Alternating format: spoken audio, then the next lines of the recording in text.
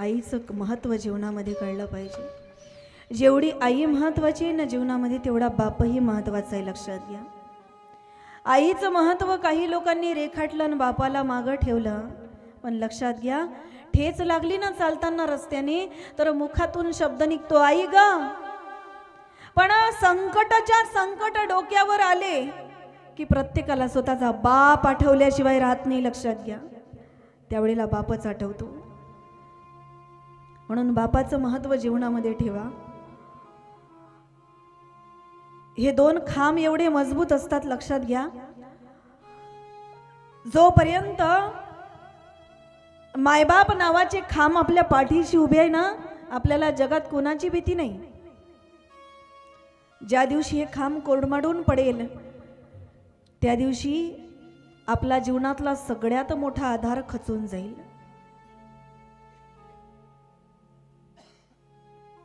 दहावीच्या परीक्षेमध्ये उत्तीर्ण झाल्यानंतर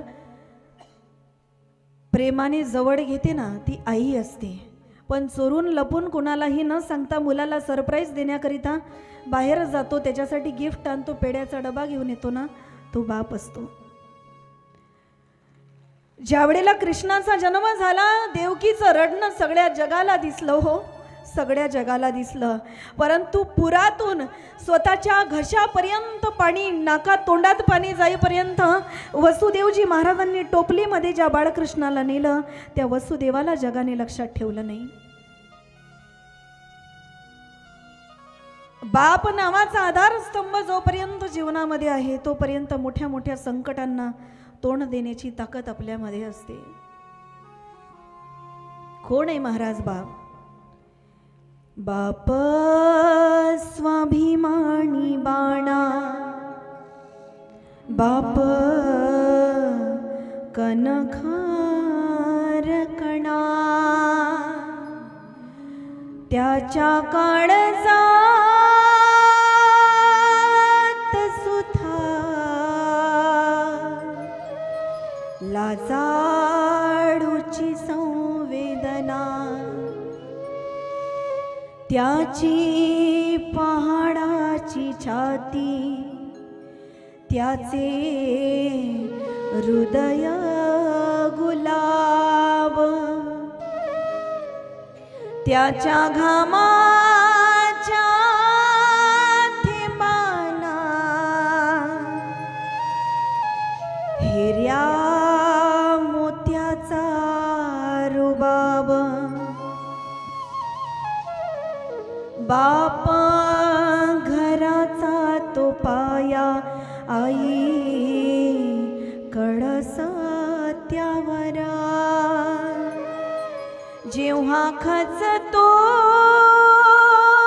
ना पाया तेव्हा कोसळते घर, घर बायकोनी मुले यांना जगविण्यासाठी. बाप होतो वेडा पिसा, एका एका पैशासाठी. बाप म्हणजे रे कसा, जसा पाण्यातला मासा, त्याच्या डोळ्यातील थेंब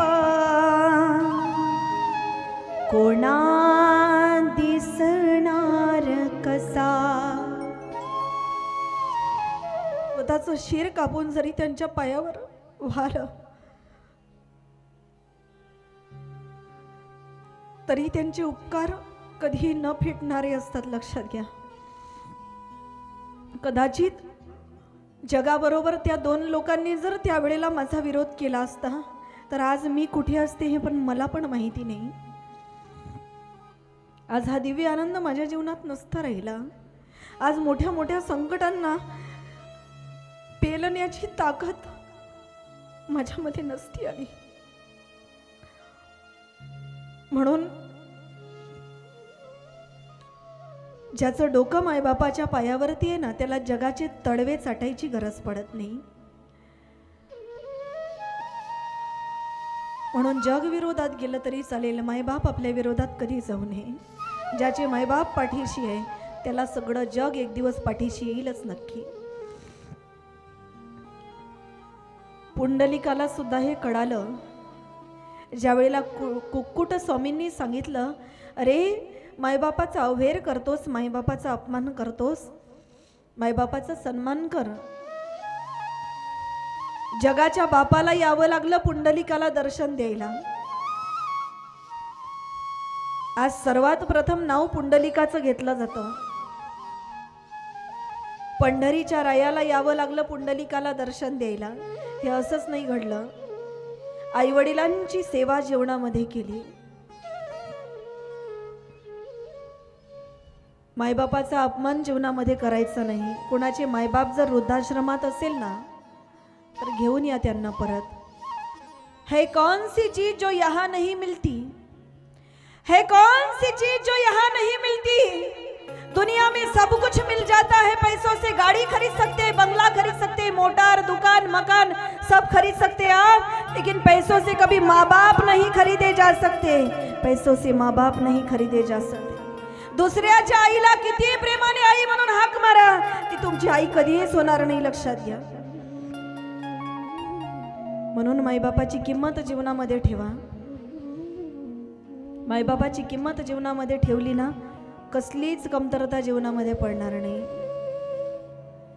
कायम त्यांचं महत्त्व जीवनामध्ये ठेवा. पुंडलिकासाठी आला ना तो पंढरीचा राया, आपलेही साठी येईल. फक्त मायबापाला कधी जीवनामध्ये दुखवायचं नाही. म्हणून कुक्कुट स्वामींच्या सांगण्यावरून पुंडलिकाने आपल्या मायबापाला घरी आणलं. रात्र दिवस त्यांची सेवा करायला लागला पुंडलिक. पंढरीच्या रायाने दर्शन दिलं. 28 युगापासून उभा राहिला. अजूनही उभाच आहे महाराज, अजूनही उभाच आहे. आणि जिथं पंढरीचा राया येतो ना, त्याची सहचारिणी, त्याची शक्ती, ती आईसाहेब रुक्मिणी माता, ती सुद्धा आपल्या पतीच्या मागे मागे त्या ठिकाणी येते. आणि या वैकुंठाचा कारभार तो एकटा चालवत नाही, तर त्याच्या रुक्मिणीला सोबत घेऊन चालवतो. तुझ्या विना वैकुंठीचा कारभार चालना, एकल्या विठुरायाला संसार पेलना. तुझ्या विना वैकुंठाचा कारभार चालना, एकल्या विठुरायाला संसार पेलना. एग एग रखुमाई ए भक्तांच्या माहेरी, सावलीच्या पावलांनी विठूच्या गाभारी. तुझ्या विना वैकुंठीचा कारभार